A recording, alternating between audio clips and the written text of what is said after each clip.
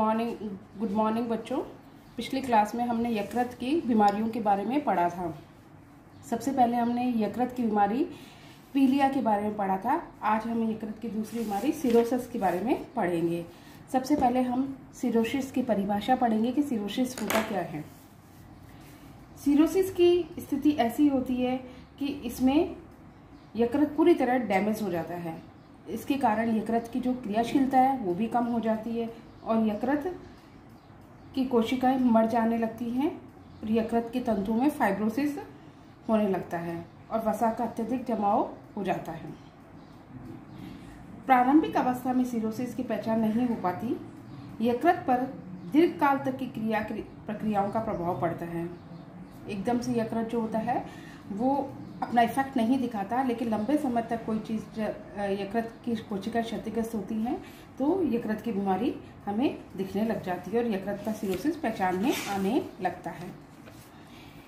प्राय यकृत का जो सिरोसिस पीलिया होता है वो जीवाणु के संक्रमण, मद्यपान करने और कुपोषण आदि कारणों से होता है।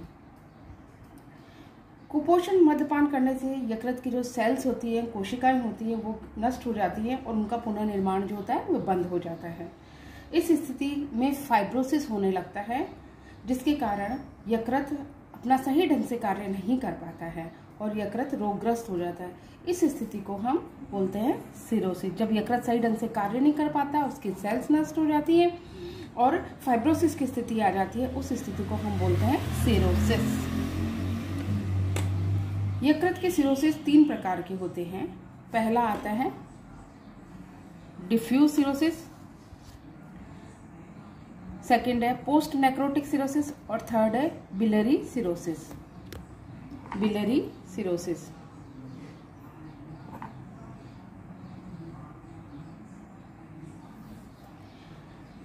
इसे पोर्टल सिरोसिस या लीनस सिरोसिस भी कहते हैं। डिफ्यूज हेपेटिक फाइब्रोसिस को। पोस्ट नेक्रोटिक सिरोसिस, इसमें यकृत की अधिकांश कोशिकाएं नष्ट हो जाती हैं और निष्क्रिय हो जाती हैं। बिलियरी सिरोसिस में यह मुख्यतः पित्तरस वाहिका में बाधा उत्पन्न होने से होता है। अत्यधिक मद्यपान करने वाले जो लोग ड्रिंक अधिक करते हैं, शराब का सेवन अधिक करते हैं, उनमें यह रोग अधिक देखा जाता है। नेक्स्ट आता है यकृत के लक्षण। यकृत के क्या सिम्टम्स होते हैं, हमें क्या पता चलता है कि सिरोसिस हो गया है। वजन में कमी आ जाती है, मांसपेशियों का क्षय हो जाता है, थकान, कमजोरी होने लगती है, उल्टी चक्कर भी आते हैं, बेहोशी की स्थिति उत्पन्न हो जाती है, हाथ पैरों में सूजन आने लग जाती है, पेट में दर्द होता है। हिपेटिक तथा पोर्टल शिरा में बाधा उत्पन्न होने से सिरोसिस की तीव्र स्थिति बन जाती है। इसे असाइटिस की स्थिति भी कहते हैं। इसमें पेट में पानी भर जाता है। रक्त परिभ्रमण में बाधा उत्पन्न होती है, शरीर में सोडियम इकट्ठा होने लग जाता है, यकृत के बचे कुछ सक्रिय तंतु भी नष्ट होने लग जाते हैं। ये सभी सिम्टम्स हमें यकृत के सिरोसिस में नजर आते हैं। नेक्स्ट हम लेते हैं सिरोसिस के क्या कारण होते हैं। सिरोसिस जो डिजीज है वो किस कारण होती है। पर्टिकुलर हर डिजीज का कोई ना कोई रीजन होता है, चाहे डाइटरी मैनेजमेंट हो, चाहे अन्य पदार्थों का सेवन करने से हो, या फिर मद्यपान करने से हो, या शारीरिक अक्षमता के कारण हो। जो भी सिम्टम्स हमें देखने को मिलते हैं उसमें हम सबसे पहले सिरोसिस के कारण पढ़ेंगे। सिरोसिस के क्या कारण, कॉजेज होते हैं। सबसे पहले हम लेते हैं शराब। शराब, अत्यधिक मद्यपान करने वाले लोगों में सिरोसिस देखा जाता है। उनकी यकृत की सेल्स जो होती है वो नष्ट हो जाती है। उस स्थिति को हम फाइब्रोसिस कहते हैं। इस टाइम यकृत की क्रियाएं, कोशिकाएं जो होती हैं वो सही ढंग से कार्य नहीं कर पाती हैं। सेकंड आता है कुपोषण। कुपोषण के कारण यकृत को पर्याप्त मात्रा में पौष्टिक तत्व नहीं मिल पाते हैं। इसकी कोशिकाओं को पर्याप्त पोषण नहीं हो पाता है। यकृत की क्रियाशीलता प्रभावित होती है। यकृत में हानिकारक रोगाणुओं एवं जीवाणुओं का आक्रमण बढ़ जाता है। विषैले पदार्थ यकृत पर जम जाते हैं, कोशिकाएं नष्ट होने लगती हैं, परिणामतः सिरोसिस हो जाता है। नेक्स्ट टॉपिक हम लेते हैं जॉन्डिस। जॉन्डिस नेक्स्ट लक्षण है, ये नॉट टॉपिक। पीलिया के कारण में, जब पीलिया की स्थिति, यकृत खराब होने लग जाता है तो सबसे पहला सिम्टम्स पीलिया आता है। पीलिया की स्थिति अधिक खराब होने लग जाती है और पीलिया लंबे समय तक रहता है तो वो स्थिति क्या हो जाती है, फाइब्रोसिस की हो जाती है। उसमें यकृत के सेल्स अधिक डैमेज होने लग जाती है। उस स्थिति को हम क्या कहते हैं, सिरोसिस कहते हैं। मतलब पीलिया की जो गंभीर स्थिति होती है वो क्या कहलाती है, सिरोसिस कहलाती है। विषैले तत्व, कई भोज्य पदार्थ में जैसे मसाले, अत्यधिक सोयाबीन, कच्ची मूंगफली, दालों, अफ्लाटॉक्सिन आदि का सेवन करने से, इनकी मात्रा का अत्यधिक सेवन करने से भी सिरोसिस हो जाता है। इसमें यकृत की सेल्स जो होती है वो निष्क्रिय हो जाती है और उसकी सेल्स जो होती है मर जाती है, परिणामतः सिरोसिस हो जाता है।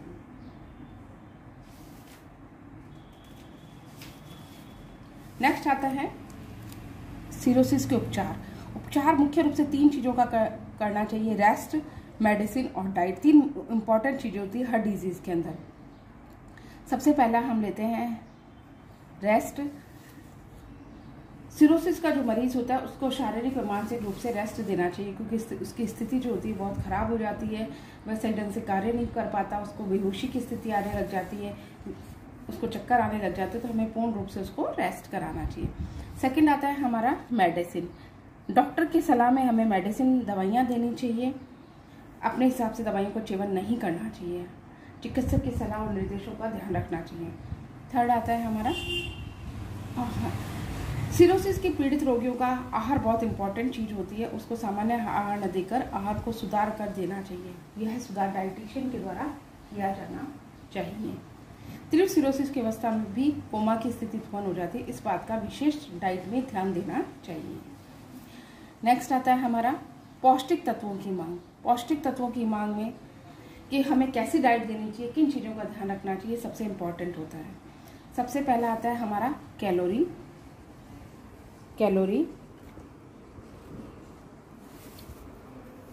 अब हम ले रहे हैं पौष्टिक तत्वों की मांग, तो सबसे पहले हम लेंगे कैलोरी। कैलोरी सामान्यतः सिरोसिस के रोगी को कुपोषण से पीड़ित रहते हैं, अतः उन्हें कैलोरी युक्त आहार देना चाहिए। परंतु रोग की तीव्रता इतनी अधिक होती है कि रोगी को भूख नहीं लगती है, जिस कारण वह सही ढंग से भोजन को ग्रहण नहीं कर पाता है। उस स्थिति में रोगी को डाइट को मॉडिफाई करके देना चाहिए। उसकी डॉक्टर की सलाह को ध्यान में रखकर डाइट देनी चाहिए। डाइटिशियन की सलाह के अकॉर्डिंग ही हमें डाइट की प्लानिंग करनी चाहिए। तो हमें रोगी को 2000 किलो कैलोरी ऊर्जा देनी चाहिए। नेक्स्ट आता है हमारा प्रोटीन। फर्स्ट हुआ हमारा कैलोरी, सेकंड है हमारा प्रोटीन। रोगी कुपोषण से पीड़ित रहता है, उसके शरीर में प्रोटीन का सख्त अभाव होता है। रक्त सीरम में एल्ब्यूमिन की मात्रा भी अत्यधिक रहती है, अतः उच्च प्रोटीन युक्त आहार दिया जाना चाहिए। प्रोटीन की उच्च जैविक मूल्यों वाला तथा उच्च गुणवत्ता वाला होना चाहिए। रोगी को 2 ग्राम प्रति किलो के हिसाब से प्रोटीन दिया जाना चाहिए। नेक्स्ट आता है हमारा फैट। थर्ड है हमारा फैट। वसा की मात्रा कम कर देनी चाहिए। 5 ग्राम प्रति किलो शरीर के भार से वसा की मात्रा दी जानी चाहिए। संयुक्त वसा की मात्रा कम से कम अथवा बिल्कुल भी नहीं देनी चाहिए। सैचुरेटेड फैट बिल्कुल नहीं देना चाहिए। नेक्स्ट आता है हमारा कार्बोहाइड्रेट। कार्बोहाइड्रेट जो होता है, आहार में कार्बोज पर्याप्त मात्रा में होनी चाहिए, जिसके कारण यकृत में ग्लाइकोजन की मात्रा संग्रहित हो सके। यकृत में पर्याप्त मात्रा में ग्लाइकोजन होने पर यकृत की क्रियाशीलता जो होती है उसमें बढ़ोतरी होती है, वो अच्छे ढंग से कार्य करता है तथा यकृत कोशों में सुधार आने लग जाता है। नेक्स्ट आता है हमारा विटामिन।